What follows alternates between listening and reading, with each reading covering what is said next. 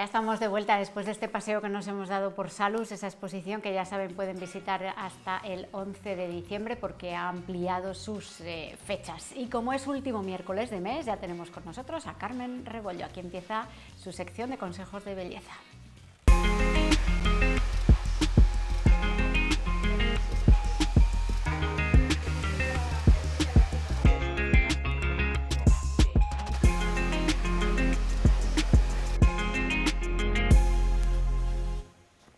Muy buenas, Carmen, ¿cómo estás? Hola, Sara, pues muy bien. Encantada, como siempre, de estar aquí. Eso es, bienvenida de vuelta, que hacía mucho que no nos veíamos tú y yo por aquí. Ya hacía que no coincidíamos. Por estos rincones, ¿verdad?, de la tele. Hoy, lo anunciaba yo al principio del programa, vienes con una nueva herramienta que L'Oréal ha presentado esta misma semana. Sí, efectivamente. Vamos a verla primero. Ah, vale, perfecto. Venga. Experimenta el poder ilimitado del vapor. Nueva Steampod 4 de L'Oréal Professionnel. Looks ilimitados. 3 veces más rápido. 2 veces más liso. Hasta 95% menos daño. Steampod 4. Ilimitada, como tú. Esa es. ¿Qué te parece? Él ya es. Muy maja. Así en la distancia corta, ¿verdad? Sí, ¿verdad? Bueno, encantadísimas estamos todas porque parece que es como decir, nos ha tocado la lotería. Es la nueva generación de planchas de L'Oréal, la Steampod, que es su nombre ya en versiones anteriores, pero es la 4. La 4.0, la sí, versión 4.0. efectivamente. Entonces, bueno, te cuento un poquito por encima. Diferencia entre las otras Steam que teníamos es que, bueno, como novedad, la voy a coger para iros explicando, ¿vale? Como novedad que nos trae, luego explicamos por qué son tan fabulosas. Retiramos las placas, ¿vale? Y así vamos a marcar mucho más el rizo. Vale, tiene unos protectores de plástico, pero que si los retiras tienes unas piezas de metal que también dan calor. ¿Qué te parece? Ya, a la hora de trabajar vamos enrollando, haces bien liso o en bien onda. rizado. Entonces conseguimos unas ondas perfectísimas con una pasada. Mucho más definidas y mucho más fácil de hacer.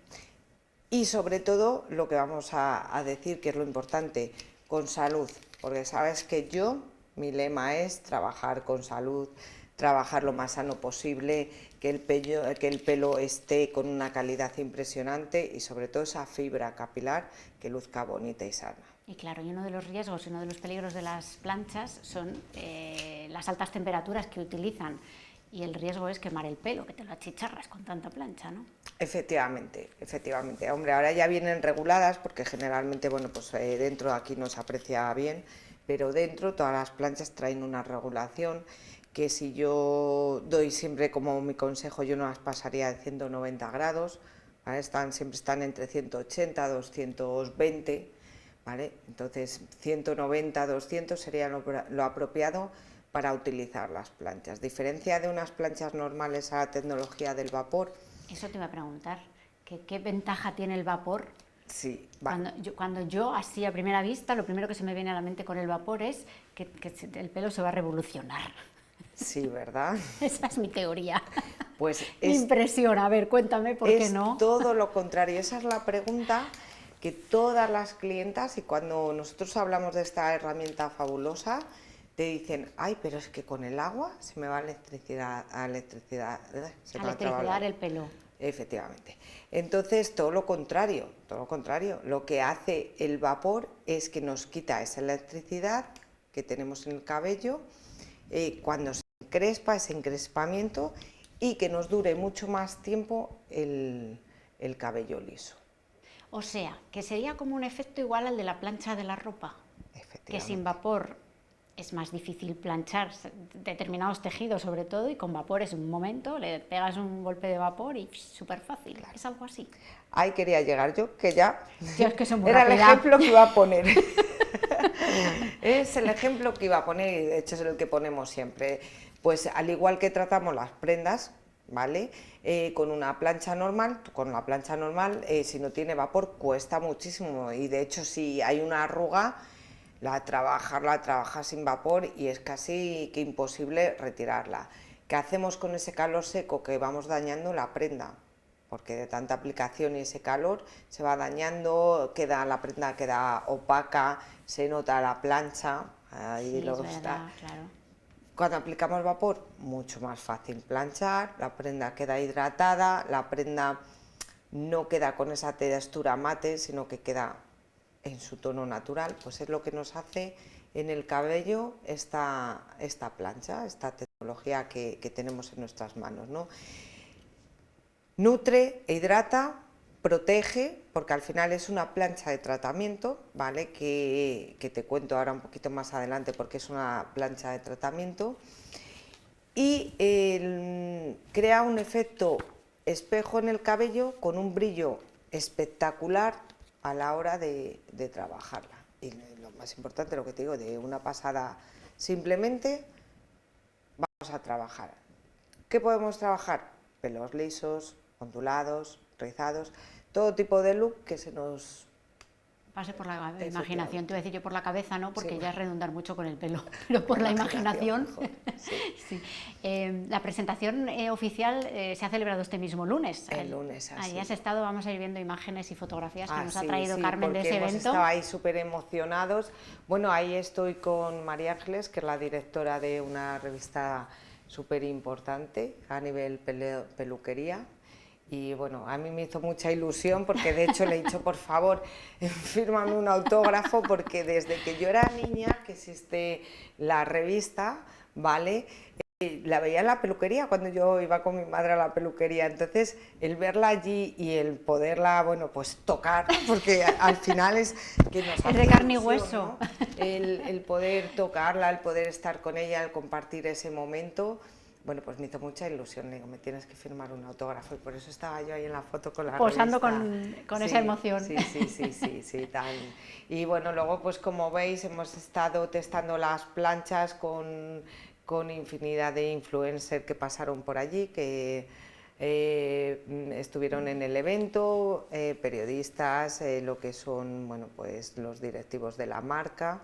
Y bueno, pues la verdad, un placer, un honor, un privilegio el poder estar allí con el resto de mis compañeros, pues trabajando esta divinidad de plancha que tenemos. Y bueno, feliz.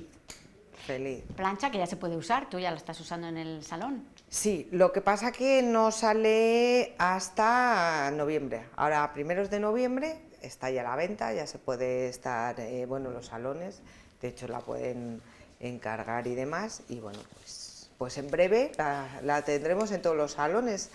Yo, bueno, pues como he tenido el privilegio de poder estar allí con ellos, pues Te has traído sí, la fue tuya para un poderla súper usar. detalle. No la mía, bueno, mía Bueno, es porque sí. mía es ya, ¿vale? Pero bueno, fue un súper detalle que han tenido con nosotras, un regalo estupendo que nos han hecho la firma L'Oréal en este caso, el regalarnos y el poder tener estas planchas ya para empezar a trabajar con ellas. ¿En qué avanza, en qué evoluciona del modelo anterior, del 3.0? Vale, pues en el vapor, la fuerza que tenemos el vapor y lo que te digo, las placas. Luego, fíjate, que es lo que quería. La otra, que no sé si recordarás, el año pasado tuvimos un programa de diferentes tipos de planchas. Me la traje, la de la Barbie, que era rosa, ¿vale? Y la otra, la anterior, que tenía las plaquitas, que lo único que hacía alisaba, ¿vale? Mira, tiene un peine aquí dentro, que el peine este también, fíjate, lo podemos sacar.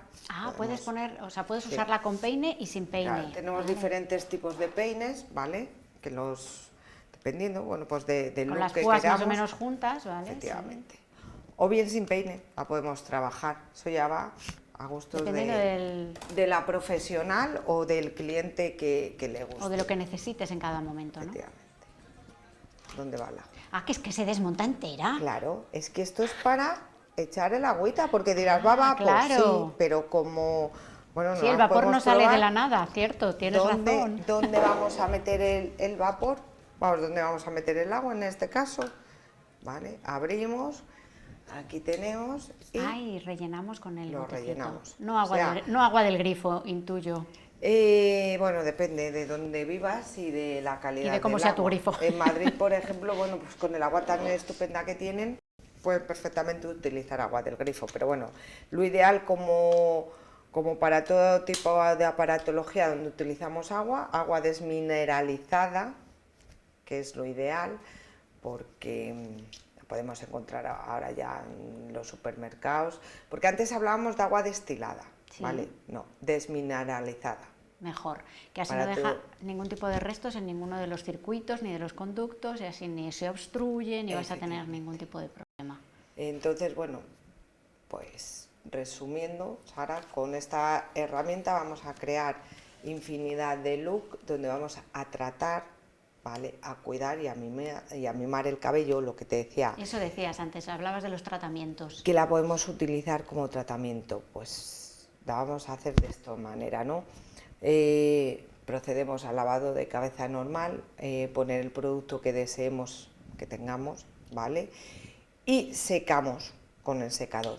Pasamos la plancha con el producto, esa mascarilla, ese producto que hayamos puesto, porque con el vapor, la fuerza del vapor lo que hace es que nos ayuda a abrir la cutícula del cabello, como hemos explicado en alguna ocasión.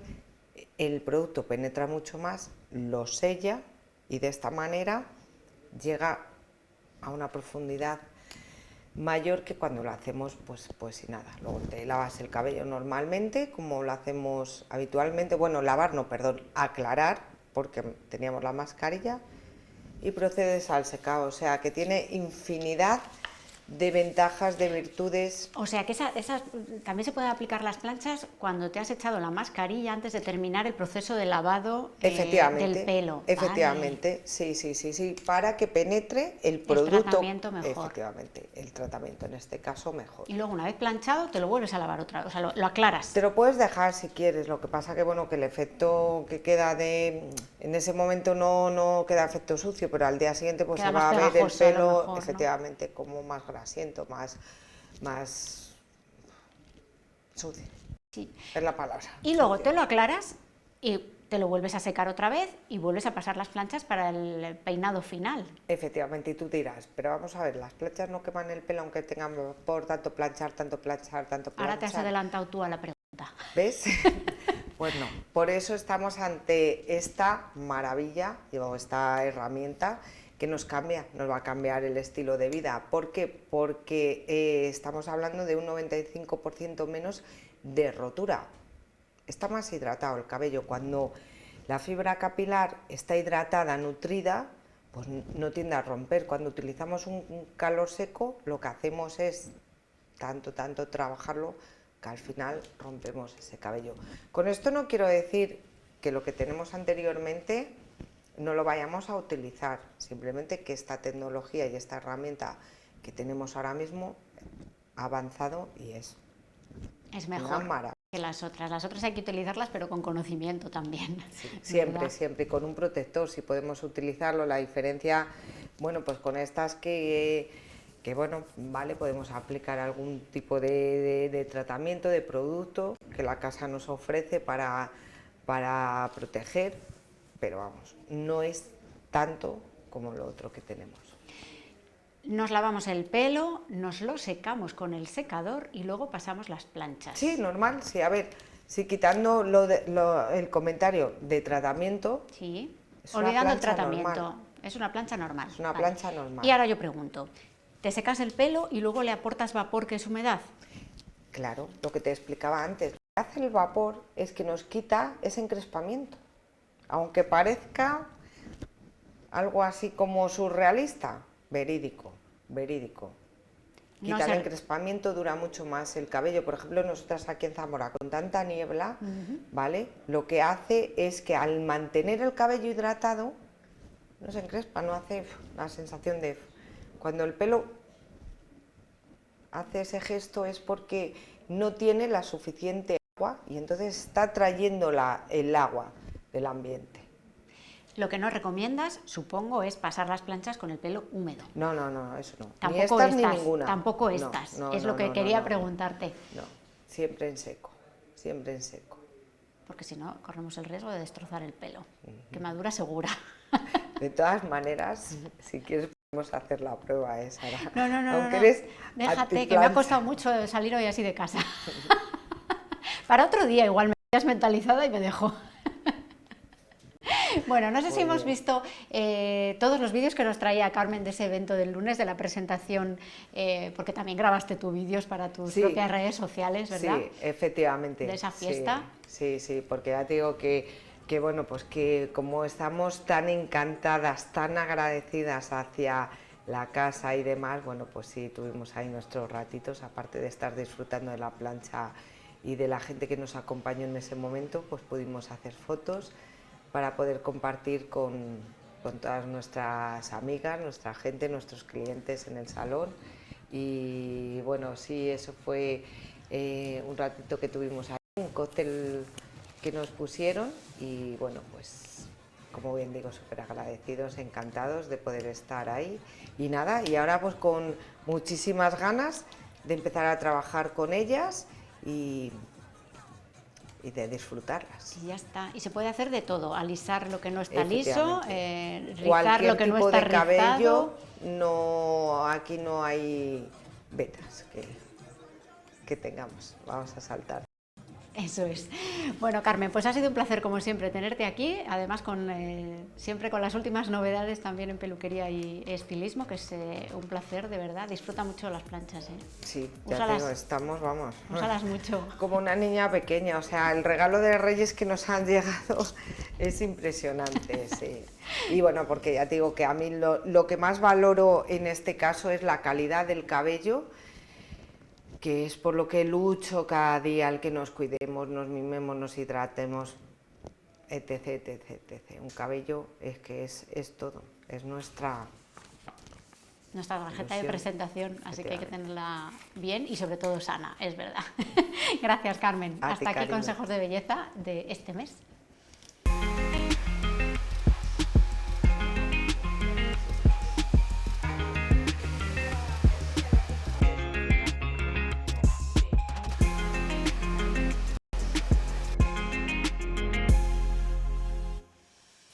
Y ahora vamos a hacer una pequeña parada, vamos a volver después de publicidad hablando de poesía.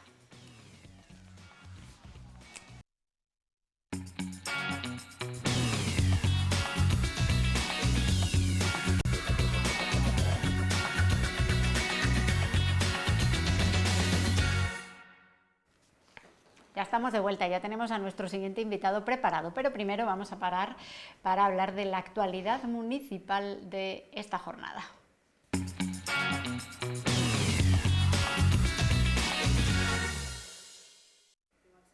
Actualidad municipal que nos habla hoy de los programas de educación de calle que desarrolla el Ayuntamiento de Zamora junto a Cruz Roja y el Centro Menesiano. Cumple nada más y nada menos que 20 años y lo van a celebrar con un encuentro con más de 200 jóvenes de Burgos, Navarra, Salamanca, Valladolid y, como no, Zamora. Será una oportunidad para analizar lo que han conseguido en estas 2 décadas y para apuntar también retos de cara al futuro. Esta celebración tendrá lugar el próximo lunes en el seminario, habrá talleres, habrá mesas redondas para reconocer la labor realizada por los 20 educadores de calle que hay en Zamora y que atienden actualmente a más de 300 jóvenes desde los 8 años. Cada vez son más, lo que demuestra también el éxito de este tipo de programas. Son los que toman. Jóvenes como Luis Ramos, que no necesita educadores de calle, pero que siempre trae un espíritu de una edad bastante baja, considerablemente, porque la edad es un estado mental. Luis, muy buenas. Tienes toda la razón, vamos, yo estoy totalmente de acuerdo. Yo te veo joven, vamos. Yo estoy no solamente joven, juvenil, sino inquieto. Vamos, eso entonces, es lo mejor y eso todavía. es fundamental. Y la sonrisa hay que tenerla puesta porque después de todo lo que se oye y que se ve y todas estas cosas y el mundo con tanto ruido, la edad parece que nos pone algo de sosiego y yo la verdad que me encuentro bien en el armario este de la edad que me lleva y que me trae. Yo también te veo bien. Muchas gracias. Y además viene con buena cara, sobre todo también porque trae a un niño nuevo. Hombre, traigo un niño nuevo, traigo nada más y nada menos que Hacia lo verdadero, que es mi último ensayo sobre la obra del queridísimo y genial Claudio Rodríguez, en el que, pues hombre, uno ha trabajado y por fortuna ha encontrado respuesta a ese trabajo en una editorial enamorada de Claudio Rodríguez, que es una editorial Albacete, Editorial Chamán, donde ha publicado autores fabulosos. Y cuando yo estaba trabajando sobre este ensayo, recopilando lo que iba a ser el futuro libro, pues me puse en contacto con ellos porque habían publicado ya un libro de una antología de un poeta, Miguel Ángel Velasco, poeta de Palma de Mallorca, pero enamoradísimo de dos nuestros, que son dos míos también, que son Claudio Rodríguez y Agustín García Calvo. Entonces yo le dije a la editorial Chamán que si querían publicar este ensayo, y nada más que se lo dije, pues contentísimos accedieron a ellos, y aquí tenemos el niño de 450 páginas, muy bien traídas, yo creo. ¿Y traes mejor cara porque va sobre Claudio? Bueno, yo siempre que hablo de Claudio, después de, este es el quinto libro que habla de Claudio Rodríguez, además de un disco, de un CD dedicado completamente a él, El aire de lo sencillo. Para mí Claudio es un referente, es un maestro, como lo son Miguel Manzano, como lo son Agustín García Calvo y como lo es otra serie de gente a los cuales yo siempre he respetado, porque su obra y su persona siempre nos han dejado algo que para mí es clave, que es la dignidad. Y yo ante la dignidad sí que sonrío y me quito el sombrero. Ojalá la dignidad nos siga acompañando a todos. Se titula Cercanías a la vida y al arte en la poesía de Claudio. O sea, se titula Hacia lo verdadero, Ajá. Cercanías a la vida y al arte en la poesía de Claudio. Arte y poesía. Además, en este año, que no sé si es casualidad o coincidencia o, Bueno, va la cosa adrede. Ha sido una especie de intersección, porque yo el trabajo ya lo tenía hecho y en las jornadas vimos claro que el tema del arte y la poesía en Claudio Rodríguez no lo habíamos tratado todavía. Sí habíamos tratado el tema de la música, pero esto completaba un poco la obra en el sentido que yo creo ciertos trazos, ciertos tramos de la obra de Claudio que faltaba por no investigar, porque ya había algo escrito sobre ello, pero sí de tratar en las jornadas. Sí quiero decir que este libro, Hacia lo verdadero, este ensayo, es una continuidad de mi ensayo anterior, El sacramento de la materia, que publiqué en 2017 con Pie Ediciones, y que, de alguna manera, con estos dos conceptos, la vida y el arte en Claudio, completa todo aquel análisis de diferentes conceptos que yo había visto en el libro anterior, en El sacramento de la materia, con respecto a la salvación, al concepto de aventura, el tema de la casa, la piedra, todos esos conceptos tan importantes en la obra de Claudio Rodríguez y que sustentan una poesía tan matérica y tan natural como es la obra de nuestro paisano. En esta ocasión, como decíamos, arte y poesía. Y hablamos de las jornadas, son las jornadas del Seminario Permanente de Claudio Rodríguez, que se van a celebrar en el mes de noviembre, eso es, en nada, en poco más de un mes, centradas este año en la poesía y el arte, la vinculación del arte en la poesía de Claudio Rodríguez. ¿Cuánto de arte hay en la poesía de Claudio que has podido estudiar y que podemos ver aquí en este ensayo? Por ir contando el libro, el ensayo está dividido en 10 apartados, 10 apartados en plan decálogo. Yo creo que el decálogo, en la cultura nuestra occidental estamos muy acostumbrados al decálogo. A mí los números la verdad que me interesan bastante. Hay otro aspecto numérico dentro del libro y dentro de la obra de Claudio que siempre me ha interesado, que es la presencia del número 3, es decir, la búsqueda de una salida dialéctica a la dualidad esta en la que siempre estamos, que si luz y oscuridad, que si vida y muerte, todo este tipo de cosas, ¿no? Entonces, estos 10 apartados son, algunos de ellos son artículos que ya han aparecido en revistas anteriores, pero dijéramos que están remozados. Están remozados ¿por qué entrar en ese remozamiento de algo que ya estaba publicado? Sencillamente pues porque la obra de Claudio es una obra abierta. La poesía de Claudio siempre es una poesía abierta que está esperando lectores, está esperando nueva interpretación y está esperando nuevas lecturas. Y hay como 5 apartados que son novedosos porque son más bien los que están dedicados al arte, que son los que voy a decir ahora mismo. Uno que se titula La dignidad del perdedor, y la dignidad del perdedor es un artículo, una ponencia que yo presenté en el Congreso de Filósofos Jóvenes en el año 90 en Salamanca. Y entonces eso estaba por publicar y ahí de lo que se habla es de la importancia que tiene la poesía de Claudio Rodríguez y la presencia de la tríada en la película Los lunes al sol de Fernando León de Aranoa. Hay un estudio ahí, yo creo que muy intenso en este sentido. Luego hay otro artículo, otro apartado dedicado, que salió en la revista Tropelías, pero también está aquí revisado, salió hace 2 años en esa revista, que es de la Universidad de Zaragoza, que habla las posibles cercanías o convergencia entre la escultura de Baltasar Lobo, las maternidades, es el impulso, el alzado siempre desde el suelo hacia el cielo, tan fundamental en Baltasar Lobo, y su encuentro, su cercanía con Claudio Rodríguez. Hay otro apartado, otro artículo, que yo creo que es casi el más largo, el más grueso, el que más páginas tiene, que está dedicado a la relación entre la pintura de José María Mezquita Gullón y Claudio Rodríguez, en el sentido de que los dos están presos del paisaje, como estamos todos los que nos sentimos zamoranos, porque el paisaje de aquí, entre el Duero, Valorio, los árboles y todo lo que nos rodea, pues la verdad que sustancia tantas obras, tanta poesía y tanta pintura, que existe una convergencia muy interesante de ese mundo de lo natural, de ese mundo del paisaje, tanto en el pintor como en este caso en el poeta. Luego hay otro apartado que está dedicado al estudio, al análisis del concepto vida, que es uno de los conceptos con más presencia en toda la obra de Claudio. Y además yo quería decir aquí una cosa que me parece muy importante. La definición de Claudio que hace de los poemas, siempre él dice que son un organismo vivo. Es decir, que lo vivo, lo latente, está siempre en la obra de Claudio, desde el principio, cuando habla de la luz y de la claridad, cuando habla en conjuros de todo el paisaje, de las encinas, de todo lo que nos rodea, hasta el final, porque el último poema inclusive que es Secreta, que es el último poema de Casi una leyenda, aunque esté hablando de la muerte, está hablando de la vida. Entonces, la vida es un concepto crucial en la obra de Claudio y era algo que faltó de completar en el Sacramento de la Materia y que aquí aparece como el primer apartado.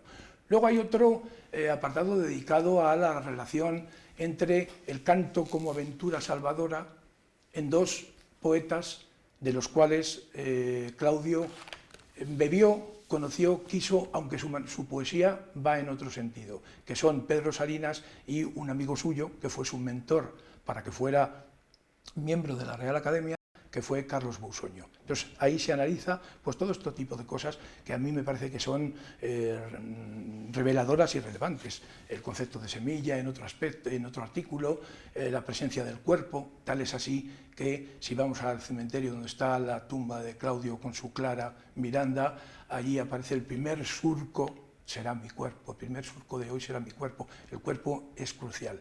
Y por todo esto que estoy comentando, este ensayo, está dedicado a dos personas para mí esenciales, queridas por mi parte y queridas por Claudio. Una es Clara Miranda, su mujer, y otro fue mi queridísimo José Ignacio Primo Martínez. Ambos, los dos, in memoriam, yo tengo el honor, el placer y un poco el deber de dedicarle este libro a ellos que tanto supieron de Claudio y tanto estuvieron con Claudio y conmigo en ese sentido también. Y tanto ayudaron también a divulgar a Claudio, ¿no? Exactamente. Que eso también es muy importante. Fallecieron Clara este año, José Ignacio el verano pasado. El verano pasado. En principio el libro estaba dedicado a José Ignacio, porque yo a Clara pensaba dedicarle otro libro que vendrá después de poesía, pero entendí que la necesidad del in memoriam a ambos, a dúo, era necesario. Sí, es verdad.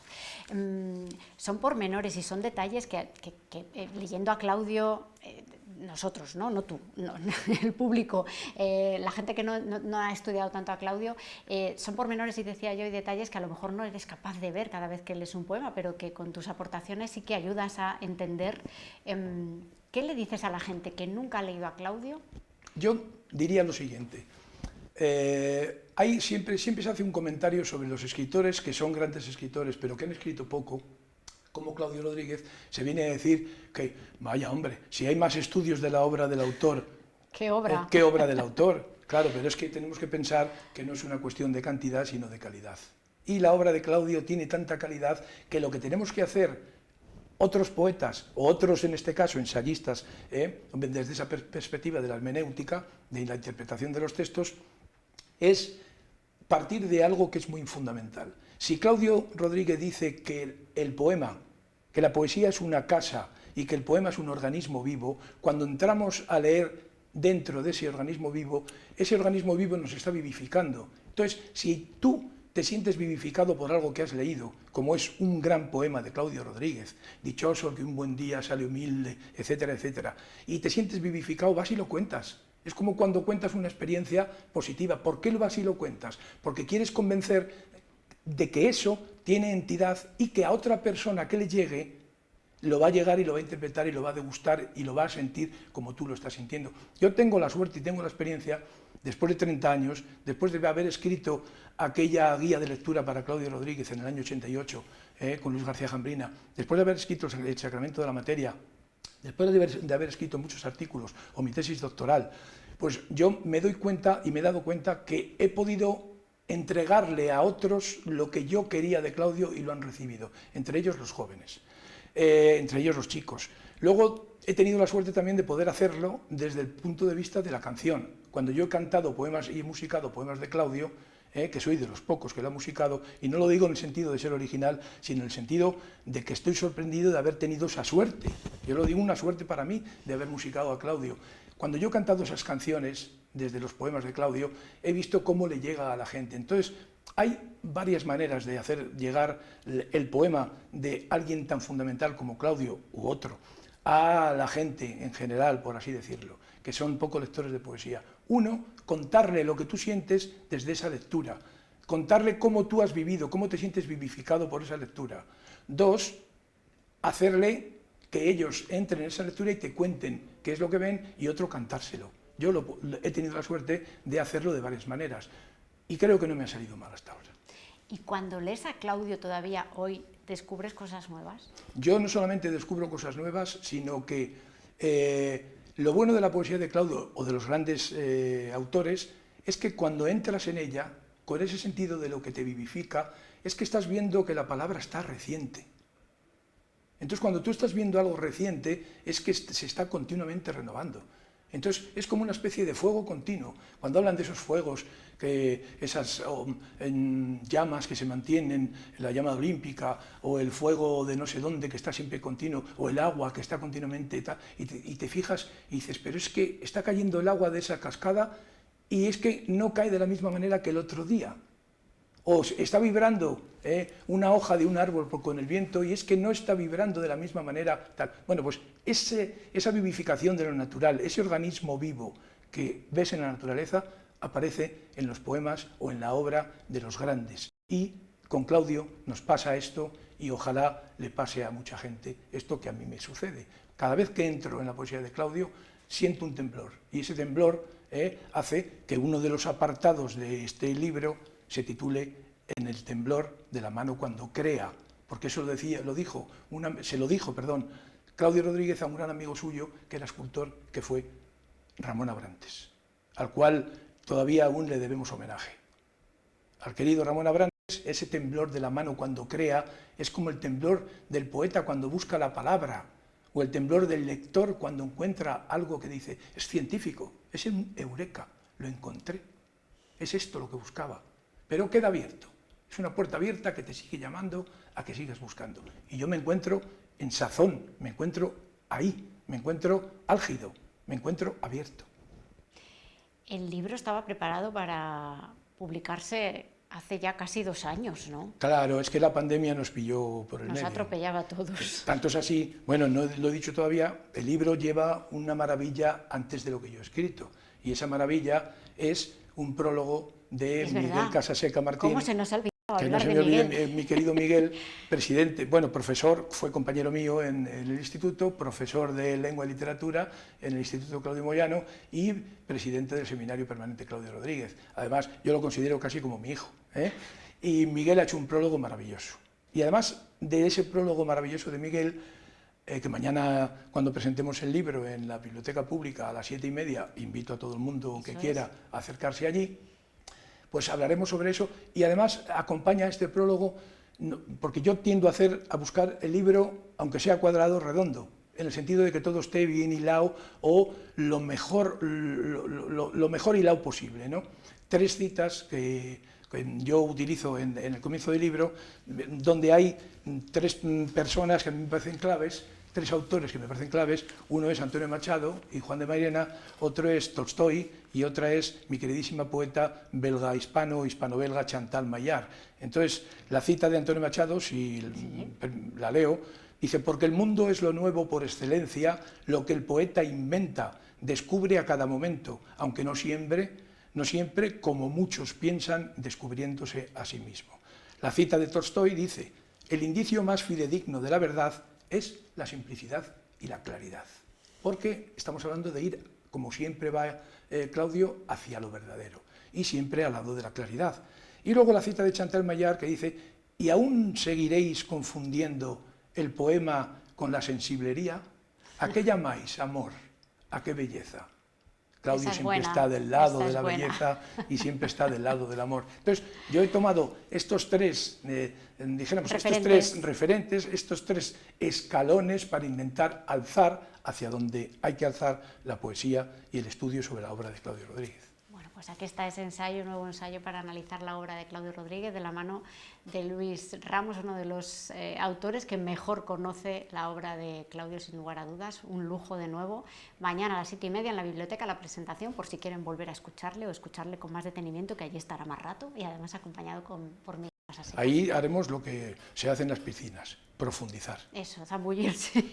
Aquí hacemos un pequeño a vista de pájaro y allí ya nos zambullimos en todo lo que es el libro, el texto y con todo lujo de detalles. Luis, muchísimas gracias. Gracias a vosotros, como siempre, y una alegría estar aquí. Y hablaremos del seminario, de las jornadas. Hablaremos del seminario de las jornadas. Hablaremos. Muy bien. Hasta otra. Hasta otra. Hacemos otra pausa, volvemos porque tenemos más cosas que contarles.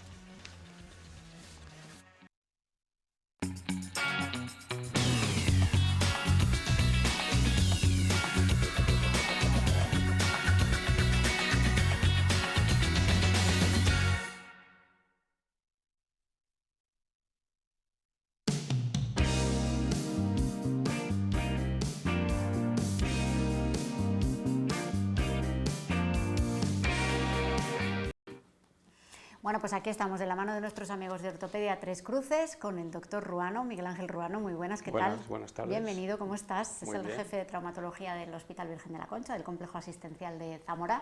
Y queríamos hablar hoy de prótesis de cadera. Muy bien. Una de las operaciones que más se llevan a cabo desde el Servicio de Traumatología en Zamora. Sí, es una de las operaciones de las más frecuentes que hacemos porque la población de Zamora es una población muy envejecida. Demanda fundamentalmente cirugía protésica, tanto cadera como rodilla, fundamentalmente. Es la razón. ¿Es la edad la razón principal? La razón principal es la edad. ¿Por qué? Porque el 77% de las prótesis de cadera que se ponen son primarias y artrósicas, por artrosis. Si hay causas secundarias de prótesis de cadera, pues sí, deformidades, fracturas de cadera, anomalías, enfermedades reumáticas que también acaban en prótesis de cadera, las afectaciones articulares, pero la mayoría de los casos son primarias por artrosis. Las secundarias son bastantes menos de indicación. ¿La artrosis qué es? La artrosis pues es la degeneración articular, degeneración de la articulación. Entonces, con la edad, el peso, el desgaste de la articulación se va gastando, el cartílago articular va desapareciendo y va apareciendo la artrosis. Quiere decir que en las articulaciones en general, hay cartílago, lo que la gente conoce como ternilla, sí. Habitualmente. Pues el cartílago no tiene nervios, entonces mientras hay cartílago, normalmente no hay dolor. Pero en el hueso sí hay nervios, entonces cuando el cartílago desaparece y roza hueso con hueso en cualquier articulación, pues es cuando aparece el dolor y la incapacidad o la impotencia funcional, la limitación de la movilidad, que son los dos síntomas fundamentales de la artrosis, dolor y limitación funcional o movilidad. Que a lo mejor en otra articulación no supondría un problema tan grave como lo puede ser en una Hombre, cadera. es más, las articulaciones grandes y de carga, me refiero a las articulaciones grandes y de carga, es decir, desde la columna lumbar para abajo, todas son articulaciones de carga, columna lumbar, caderas, rodillas y tobillos. Entonces son las que más se desgastan a lo largo de la vida por el peso corporal y por la actividad, el caminar. O sea que son las cirugías más frecuentes de tipo degenerativo, más que por ejemplo en los hombros o en los codos. O sea que son articulaciones de carga fundamentalmente, las que más se afectan. Y porque además eso te impiden llevar una vida medio normal. Claro, ¿no? claro que los síntomas principales, como he dicho antes, pues es el dolor y la limitación funcional. La gente pues deja de caminar o camina muy poco, se tiene que parar, tiene que caminar poco, necesita ayuda para caminar, un bastón, un andador, Entonces le limita su vida y es cuando se establece la indicación de la cirugía. ¿Cuándo se indica que es necesario una prótesis? Pues indica fundamentalmente por lo que he dicho, dolor y limitación de la movilidad y limitación de una vida normal. Es cuando está indicada una cirugía, porque previamente, antes de llegar a la cirugía, evidentemente hay otros tratamientos conservadores, no quirúrgicos, pues medicación, yo que sé, cambiar la actividad, si uno está haciendo una actividad que le limita mucho, pues a lo mejor cambiar a otro tipo de actividad, pero ya cuando la cosa se pone ya que el paciente está muy afectado, pues entonces ya se indica la cirugía y sobre todo, aparte de los criterios clínicos que son los fundamentales para indicar una prótesis, hay criterios de radiografías y estudios de imagen, es decir que a veces concuerdan los estudios de radiografía con la clínica del paciente, pero otras veces no concuerdan, quiere decir que ves una radiografía que está muy mal una articulación, sin embargo el paciente lo va llevando, no tiene mucho dolor. Entonces, en esos casos, pues la cirugía se espera. ¿Y si es al revés? Y, si el paciente refiere mucho dolor y en una radiografía bueno, el médico no ve necesidad. No, hombre, no ve necesidad, pues a lo mejor hay que hacer otros estudios aparte de una radiografía. Me refiero a estudios complementarios, una gammagrafía, una resonancia magnética, para localizar por qué tiene ese dolor o por qué tiene esa limitación, si radiológicamente no se justifica. ¿Cuántas intervenciones de prótesis de cadera se hacen en Zamora Pues al año? vamos a ver, aquí en Zamora, en nuestro medio, precisamente el año pasado, el año 2021, hicimos tengo aquí el dato, 339 prótesis de cadera. Comparativamente con las rodillas, sí que fue un año que hicimos más caderas que rodillas, por ejemplo, porque rodillas hicimos 237 prótesis de rodilla. Evidentemente fue más frecuente la prótesis de cadera en la incidencia nuestra, porque si tú divides los días al año de trabajo, de actividad quirúrgica reglada de lunes a viernes, evidentemente sale más de una prótesis al día. Y es verdad que se operan bastantes prótesis aquí, comparativamente con otros centros hospitalarios. A nivel nacional, pues a nivel nacional ha subido las estadísticas, refieren en general, pues el año 2005, creo recordar que eran 19.000 en España. Y en el año 2020 a nivel mundial 2,5 millones de prótesis. Solamente el año pasado, por ejemplo, en Estados Unidos se operaron 200.000 prótesis de cadera en Estados Unidos. Y en España, en el año 2022, que es el que estamos ahora, tal y como van las estadísticas, se van a llegar a unas 34 o 35.000 prótesis de cadera. Sobre todo a gente mayor. Sobre todo. Por esos problemas de desgaste, Sí. pero también de roturas. Sí, claro, fracturas, depende de qué tipo de fractura, necesita una prótesis determinada, diferente porque claro, prótesis de cadera no es un modelo único, hay varios modelos, en concreto hay 3 modelos de prótesis, pero en fracturas sí que se ponen prótesis, sobre todo en gente mayor, directamente cuando se rompe la cadera, y si es indicación quirúrgica de una prótesis, se pone una prótesis parcial, que se llama. Parcial quiere decir que solamente se cambia la cabeza, la bola del fémur y un vástago, no se cambia el cotilo. El cotilo es el orificio donde va la bola, en ese tipo de prótesis. Luego hay prótesis totales que se cambia tanto la cabeza con su vástago femoral y el cotilo. Y luego hay prótesis de recubrimiento o prótesis de superficie. Son los 3 tipos, pero las prótesis en fracturas de ancianos fundamentalmente son prótesis parciales, o sea, la mitad de la prótesis, que es la bola. Eso es cuando se rompen, cuando las Cuando típicas se rompe, caídas que se rompe se la ha caído y se ha roto la cadera. Se rompe el fémur, el cuello de fémur, vamos. Eso es. Y es la duda que surge muchas veces, ¿se rompe porque está desgastada o la caída provoca la rotura? Bueno, es la gran pregunta, antes el pregunta, huevo o la gallina. La gran pregunta, sí, normalmente, vamos a ver, fracturas patológicas por osteoporosis, ¿las hay? Sí, claro que las hay. Las hay más frecuentes en mujeres que en hombres, sí, más frecuentes en mujeres que en hombres. Pero fracturas patológicas por osteoporosis, evidentemente por fracaso del hueso, que las hay. Pero claro, dices, hay fracturas que ves pacientes que tienen un hueso medianamente sano, quiere decir que no, y evidentemente hay traumatismos. En la mayoría de los casos, hay traumatismos. Leve o grave, me refiero a una caída fuerte o una caída leve, pero casi siempre hay traumatismo. raros casos hay fracturas sin traumatismo, que la paciente se cae porque le falla, porque se rompe, en ese caso, el fémur. ¿Y es más habitual en hombres o en mujeres? Vamos a ver, las estadísticas en general, la afectación osteoporótica es más frecuente en mujeres que en hombres, la enfermedad osteoporótica. Y las estadísticas, no he visto referencias en cuanto a mujeres y hombres, pero seguro, vamos, lo digo por experiencia, las fracturas fundamentalmente más en mujeres osteoporóticas, normalmente. ¿Y la necesidad de una prótesis entera también más en mujeres? La necesidad, tanto en mujeres como en hombres, la necesidad es cuando hay una degeneración, una artrosis, se degenera la articulación y hay que cambiarla, entonces se cambia toda la articulación, tanto en hombres como mujeres. Normalmente los hombres, vamos a ver, tienen más normalmente en nuestro medio, las degeneraciones articulares del hombre suelen ser más importantes, más exacerbadas. ¿Por qué? Porque a lo mejor la mayoría han trabajado en el campo, han tenido una actividad de coger muchos pesos, física, y entonces la articulación se degenera más que en mujeres, fundamentalmente. Pero vamos, y son los que a lo mejor, evidentemente, la prótesis total, tanto en unos como en otros, si la indicación principal de artrosis es prótesis total de cadera. La otra que he dicho antes es la parcial, más o menos en fracturas. Eso es. Vale, una vez que estamos operados, sí. ¿Cuáles son los principales problemas de los posoperatorios?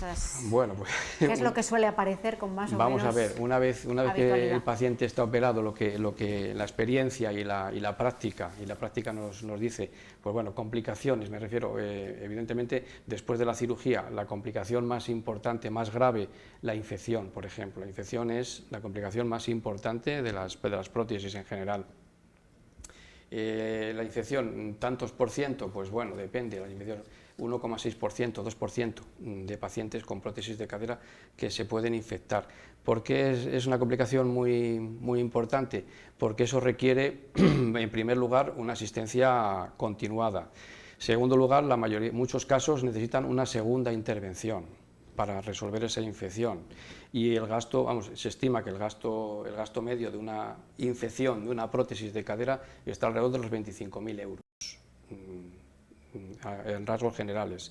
Entonces, la infección es la complicación más grave, más importante, por lo que acarrea reintervención, gasto medicamentoso, porque claro, hay que quitar esa prótesis, poner un tratamiento antibiótico, esperar mínimo de 6 semanas o más de tratamiento antibiótico y luego reimplantar otra prótesis diferente, normalmente con una prótesis de recambio, que son más complicadas y con más riesgo. O sea que esa es la complicación más importante, la infección. Otras complicaciones, la luxación o la inestabilidad, que se salga la prótesis, que tenga una luxación. Hombre, la luxación de prótesis normalmente, las estadísticas vienen a decir que el 60% normalmente se dan a partir de los 3-4 meses de haberse implantado, pero las luxaciones evidentemente requiere también lo mismo, requiere revisión y a lo mejor posibilidad de cambiar la prótesis. Me refiero a quitar esa prótesis, porque claro, la prótesis de cadera no es una prótesis, no sé cómo explicarlo, una prótesis que se pone a su caer o siguiendo la dirección del hueso. Hay que ponerla en determinados grados de rotación para que mantenga la articulación, mantenga su ritmo y su movimiento normal. Entonces, no es igual, por ejemplo, que una prótesis de tobillo, no es igual, por ejemplo, que una prótesis de rodilla, que sí, también tienes que tener un poco de reorientación, pero la cadera es más complicada en ese sentido, de anteversión y de inclinación. Y claro, muchas caderas, el ángulo que tienen que guardar anatómicamente como el que tenía no se lleva a cabo en la cirugía o se desvía y provoca la luxación.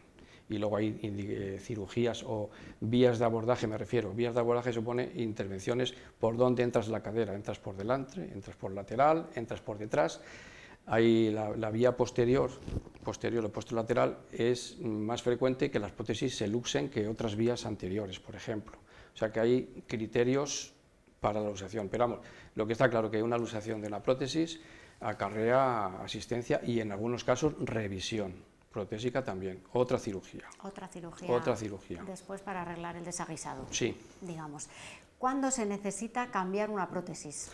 Vamos a ver, ¿cuándo se necesita? Pues, aparte de estos dos problemas que ya nos has contado. Sí, aparte de estos dos problemas, pues vamos a ver, el recambio de prótesis, vamos a ver, la duración de las prótesis. La duración de las prótesis ahora mismo se estima normalmente, una prótesis normal, entre 15 y 20 años de duración de prótesis.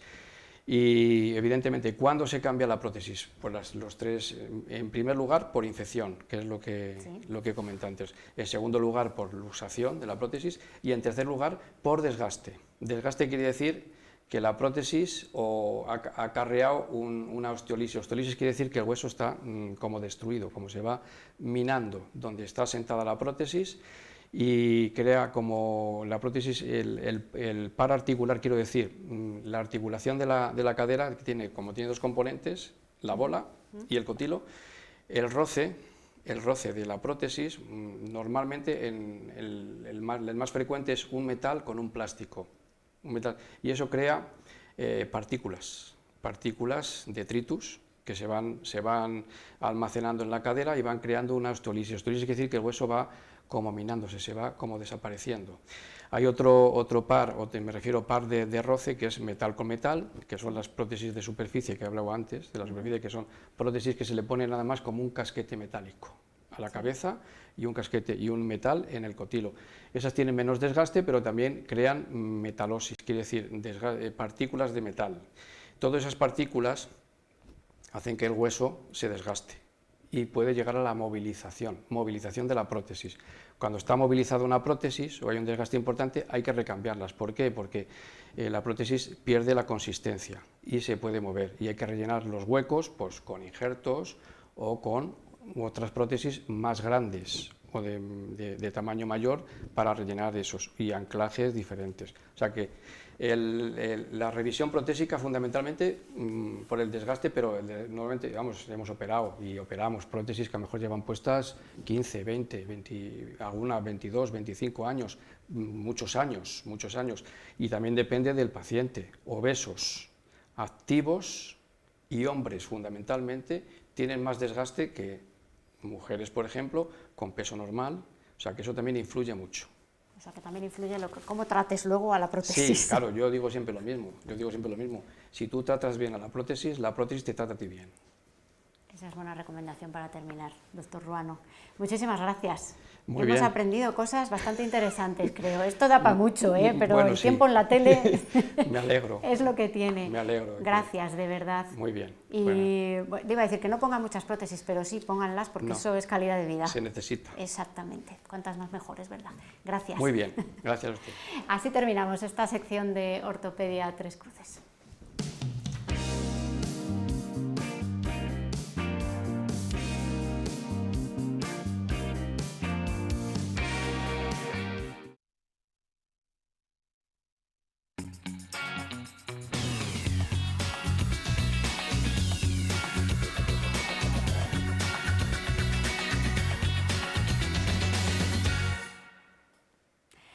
Último bloque del programa, nos despedimos ya y lo hacemos desde el Museo de Zamora, conociendo la interesante historia de una nueva tabla que podemos ver en las instalaciones de este museo ya desde esta misma semana, que ha vivido un periplo impresionante hasta llegar de vuelta a Zamora. En el museo nos han explicado esta interesante historia llena de curiosidades y de casualidades. Con ellas les dejamos. Tengan buena tarde.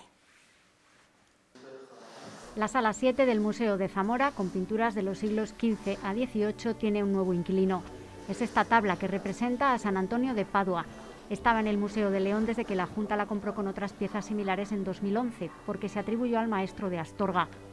Pero una investigación de la profesora Irune Fiz concluye que se trata de la pintura central de un retablo que había en la iglesia de Santa María de la Horta y que ahora está en Nueva York. En el año 2011, la Junta de Castilla y León ejerció el derecho de adquisición preferente, supongo que en una subasta, y compró unas cuantas tablas, unas del maestro de Palanquinos y otras atribuidas al maestro de Astorga. Se restauraron en el centro de Simancas y se asignaron al Museo de León, porque el Maestro de Astorga, la obra mayoritaria está relacionada con el Museo de León, el Maestro de Palanquinos también, y supongo que además la adquisición se haría a propuesta del Museo de León. Bueno, paralelamente había una investigadora que estaba estudiando los retablos y la pintura sobre tabla de finales del siglo XV y principios del XVI. Como sabéis, desafortunadamente o afortunadamente, porque por lo menos se recuperaron, hay muchísima obra de origen español y de origen castellano también en Estados Unidos, en Nueva York, en la Hispanic Society y en el Museo Metropolitan de Nueva York. Bueno, pues esta investigadora, en el transcurso de sus investigaciones, la llevaron al Metropolitan Museo.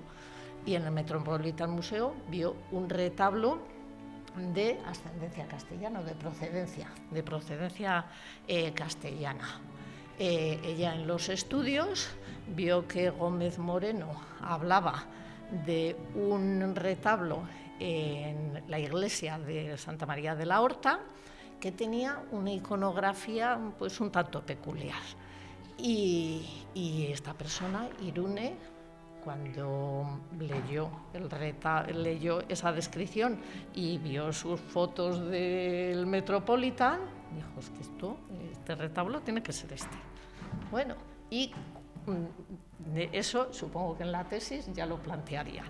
Y claro, cuando se recuperó la tabla y se asignó al Museo de León, no se sabía que era la tabla central, pero ya siguió con esas investigaciones, y al comparar la tabla de San Antonio de Padua, ya lo vais a ver, con el resto de las tablas de ese retablo que estaba en el Metropolitan o que sigue estando allí en el Metropolitan, dijo, esta es la tabla central del retablo. Y bueno, con ese motivo, entonces, cuando publica ese artículo a principios de de 2022, en el BSA, que es el boletín del Seminario de Arte y Arqueología, entre los estudiosos es muy conocida esa revista científica, publica este artículo y propone que esta tabla de San Antonio de Padua sea la tabla central del retablo. Y entonces lo lee Luis Grau, que es el director del Museo de León, inmediatamente me llama por teléfono, me dice, oye, esto, lógicamente, aunque esté en el Museo de León, su sitio es el Museo de Zamora. Y bueno, es también un ejemplo de colaboración entre museos hermanos. Es una pieza de mucha calidad, es una pieza con una vinculación directa con Zamora, y nosotros pues somos un museo con un ámbito territorial muy marcado, y para nosotros el que una pieza que podamos exhibir proceda de un espacio que está a 300 metros escasos de aquí es importante. Y también proporciona pues un ejemplo importante para la colección de la introducción del Renacimiento en las tierras zamoranas. Además se exhibe en una sala en la que la mayor parte de la pintura procede del proceso desamortizador, de la desaparición y la supresión de las comunidades religiosas de la ciudad, y eso hace que la mayor parte de las obras que exhibimos tengan una cronología de época barroca, con lo que esta pieza nos está aportando otro perfil estilístico, evidentemente, pero también cronológico. Aúna un estilo en las figuras todavía de tradición, hispano-flamenca, de tradición nórdica, con unas figuras que son muy expresivas, bastante nerviosas, quizás un poco rebuscadas en los gestos. Y aún esa expresividad casi de finales del gótico, con un intento de espacialización, de situación en el espacio de esas figuras que responden ya a unos criterios más racionales y que responden a unos criterios de verosimilitud que son propias del Renacimiento. Hay un intento de situar esa figura que es San Antonio de Padua sobre un suelo de baldosas geométricas que marcan ya una idea de perspectiva y con una secuencia de hitos espaciales como la tela de brocada que tiene detrás, como el pretil que también aparece y como la apertura muy naturalista a ese espacio exterior que nos está hablando de una percepción espacial ya más ligada al Renacimiento que no a épocas góticas como las pasadas. Las características de esta tabla, con elementos muy peculiares, han ayudado a relacionarla con muy pocas dudas con este retablo del que no se sabe cuándo fue separada. Ha contado con la descripción que Gómez Moreno hace cuando está preparando el catálogo monumental de la provincia de Zamora. Y en esa descripción que hace va enumerando los personajes que ese retablo representa. Y también explica la manera en que son representados esas figuras.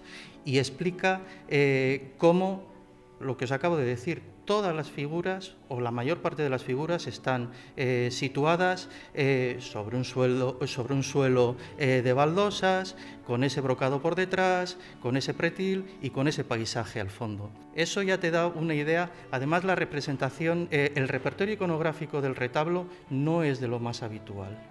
Son todas las tablas, las 6 tablas, son de figuras individuales. Y no suelen ser muy comunes que se unan en un solo retablo, con lo que ella tenía esa parte de ese punto de partida. Y en el Museo Metropolitano de Nueva York lo que hace es identificar un retablo que hace ese repertorio, incluye todo ese repertorio iconográfico y le falta la tabla central. Ella, con sus estudios y con lo que ha podido ir desarrollando, encuentra que en el Museo de León, aunque atribuido a un anónimo maestro de Astorga, encuentra una tabla que responde exactamente a esas características y que iconográficamente coincide con la central perdida de ese retablo. Unas cosas y otras pues llevan a que la identificación al final se vaya ajustando y casi con total seguridad podamos decir que esta es la tabla que le falta a ese retablo. Tiene por detrás una etiqueta que pone colección del Duque del Infantado, pero no sabemos realmente si habrá pertenecido a esa familia nobiliaria, seguramente. ¿Cuál fue el recorrido posterior? No lo sabemos. Tampoco sabemos por qué ni en qué momento se desgaja esta obra central del resto del retablo, que es algo que todavía no sabemos. Así como al retablo, ella sí es capaz de hacerle el seguimiento y la trayectoria de cómo sale desde Madrid comprado por un coleccionista, un magnate multimillonario norteamericano, y cómo después es donada al Metropolitan. Sin embargo, la tabla central no se sabe en qué momento se desgaja de ese retablo, ni por qué, ni tan siquiera quién es su primer comprador. Todo un descubrimiento y toda una sucesión de casualidades han permitido que ahora podamos disfrutar de esta valiosa pieza en Zamora.